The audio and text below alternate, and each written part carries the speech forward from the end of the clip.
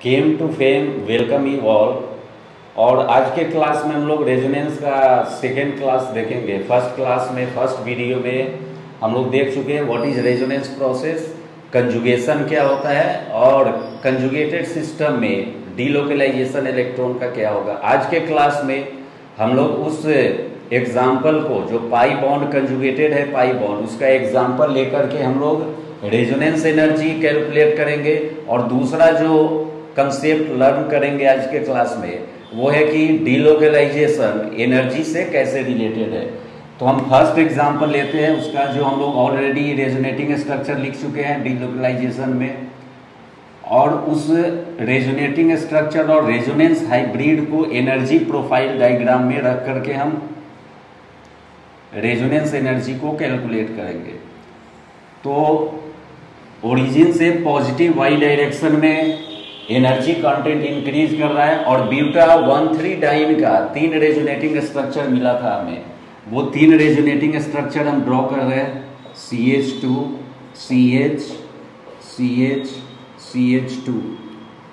Second और third carbon atom के बीच में पाई बॉन्ड, एक कार्बन पे प्लस चार्ज, दूसरे कार्बन पे माइनस चार्ज, और इसका जो इक्विवेलेंट रेजोनेटिंग स्ट्रक्चर होगा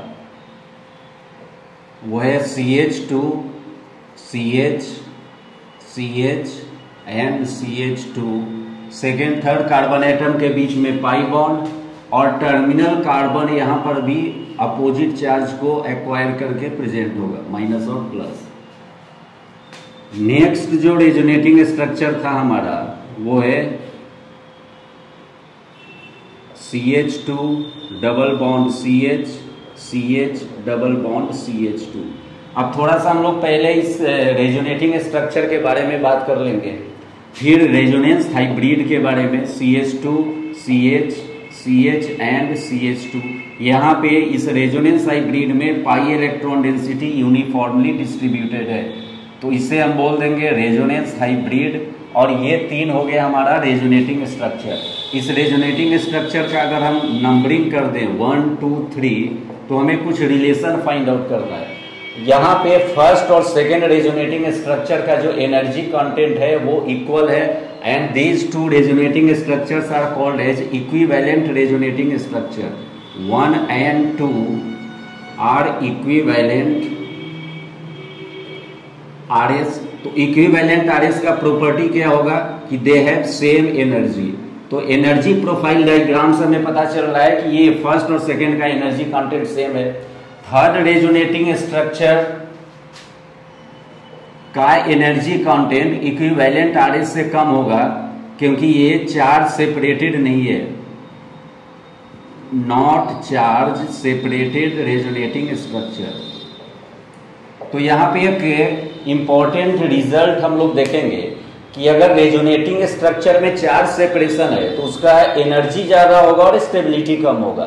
जिस रेजोनेटिंग स्ट्रक्चर में कोई प्लस माइनस चार्ज का सेपरेशन ना हो वहां पे एनर्जी कम होगा और स्टेबिलिटी ज्यादा होगा। इसका रीजन ये होता है कि जब हम अपोजिट चार्ज को सेपरेट करते हैं, प्लस और माइनस चार्ज को, तो हमें पता है कि अपोजिट चार्ज के बीच में फोर्स ऑफ अट्रैक्शन होगा, और उस फोर्स ऑफ अट्रैक्शन को मिनिमाइज करने के लिए हमें एनर्जी देना पड़ता है। तो जब हम एनर्जी सप्लाई करेंगे तो अपोजिट चार्ज एक दूसरे से अलग तो हो जाएगा, लेकिन एनर्जी एब्जॉर्ब करने के कारण उस रेजोनेटिंग स्ट्रक्चर का एनर्जी कंटेंट इंक्रीज हो जाता है और स्टेबिलिटी घट जाता है।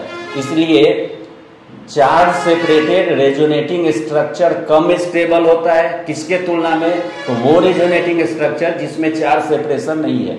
अब हमें क्या करना है कि जितना रेजोनेटिंग स्ट्रक्चर है उसमें सबसे ज्यादा स्टेबल रेजोनेटिंग स्ट्रक्चर कौन सा है वो फाइंड आउट करना है। तो यहाँ पे हमारे पास 3 रेजोनेटिंग स्ट्रक्चर है, 1 2 एंड 3। 1 और 2 में चार्ज सेपरेशन है, इसलिए 1 और 2 का स्टेबिलिटी थर्ड रेजोनेटिंग स्ट्रक्चर से कम होगा। तो सबसे ज्यादा जो स्टेबल रेजोनेटिंग स्ट्रक्चर है यहाँ पे वो है हमारा थर्ड, जिसमें कोई चार्ज सेपरेशन नहीं है। अब energy difference between most stable resonating structure and resonance hybrid is called as resonance energy. Resonance energy, तो रेजोनेंस एनर्जी के लिए हम लोग एक रिजल्ट लिख सकते हैं कि energy difference between energy difference between most stable RS and resonance hybrid is called as resonance energy। तो रेजोनेंस एनर्जी का कंसेप्ट इंपॉर्टेंट है रेजोनेटिंग स्ट्रक्चर को लिखने के लिए या फिर पूरे रेजोनेंस के प्रोसेस को समझने के लिए कि व्हाट इज रेजोनेंस एनर्जी। अब हमें देखना है कि ये जितना प्रोसेस हुआ है, हम रेजोनेटिंग स्ट्रक्चर से रेजोनेंस हाइब्रिड तक जो पहुंचे हैं वो इलेक्ट्रॉन के डीलोकलाइजेशन से। तो इलेक्ट्रॉन के डीलोकलाइजेशन और एनर्जी कंटेंट का क्या रिलेशन है? तो delocalisation of electron, delocalization of electron in conjugated system is inversely proportional to energy of excited state। हम लोग जानते हैं कि रेजोनेंस हाइब्रिड रियल स्ट्रक्चर है, रेजोनेटिंग स्ट्रक्चर जो है दैट इज द इमेजिनरी और हाइपोथेटिकल। मतलब रेजोनेटिंग स्ट्रक्चर का एग्जिस्टेंस कम है as compare to resonance hybrid. इसका रीजन ये है कि रेजोनेटिंग स्ट्रक्चर का एनर्जी ज्यादा हो गया as compare to resonance hybrid. तो यहां पे हम रेजोनेंस हाइब्रिड को अगर हम ग्राउंड स्टेट कंसीडर करें और रेजोनेटिंग स्ट्रक्चर को एक्साइटेड स्टेट, तो एक मॉलिक्यूल में पाई इलेक्ट्रॉन का जितना ज्यादा डीलोकलाइजेशन होगा, एक्साइटेड स्टेट का जो एनर्जी कंटेंट है वो उतना ही कम होता जाएगा। मतलब एक इंपॉर्टेंट रिजल्ट हम ध्यान में रख सकते हैं कि delocalization of electron in resonance decreases energy content of excited state, और एनर्जी कंटेंट जितना ज्यादा कम होता जाएगा उसमें स्टेबिलिटी उतना ही बढ़ता जाएगा। तो जो दूसरा रिजल्ट हमें देखना है डीलोकलाइजेशन का, delocalization of pi electron in resonance process is also inversely proportional to energy gap between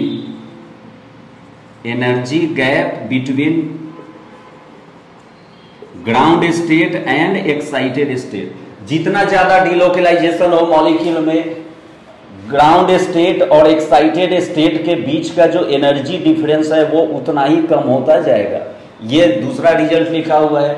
और एक्सटेंट ऑफ डीलोकलाइजेशन अगर ज्यादा होना शुरू हो जाए मॉलिक्यूल में, तो क्या होता है कि उस मॉलिक्यूल में ग्राउंड स्टेट से एक्साइटेड स्टेट में जाने के लिए जो हम एनर्जी को एब्जॉर्ब करते हैं इन फॉर्म ऑफ रेडिएशन, उस रेडिएशन का जो वेवलेंथ है वो अल्ट्रावायलेट रीजन से इंक्रीज करके और विजिबल रीजन में जाता है। इसको एक बार और हम देख रहे हैं कि जैसे मॉलिक्यूल में एक्सटेंट ऑफ डीलोकलाइजेशन ज्यादा होगा, मॉलिक्यूल में जितना पाई बॉन्ड का डीलोकलाइजेशन होता जाएगा, उस केस में अगर हमें ग्राउंड स्टेट से एक्साइटेड स्टेट में जाना हो तो उसके लिए एनर्जी का जो एब्जॉर्प्शन होता है, उस एब्जॉर्ब एनर्जी के रेडिएशन का जो वेवलेंथ है वो इंक्रीज करेगा, और वो इंक्रीज करके शिफ्ट करता है अल्ट्रावायलेट रीजन से विजिबल रीजन में। क्योंकि हमें पता है कि विजिबल रीजन का जो वेवलेंथ है यूवी से ज्यादा होता है, और फाइनली जो सब्सटेंस है वो कलर का फॉर्मेशन करेगा। तो एक्सटेंट ऑफ डीलोकलाइजेशन अगर बढ़ जाए, when delocalization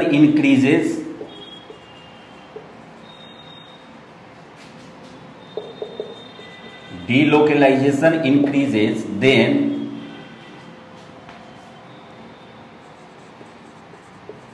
absorption of energy takes place in visible region and substance becomes colored।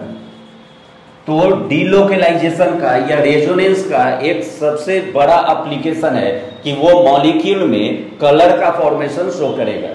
तो दो तरह का कंसेप्ट हम लोग सीखे आज के क्लास में कि how to calculate resonance energy.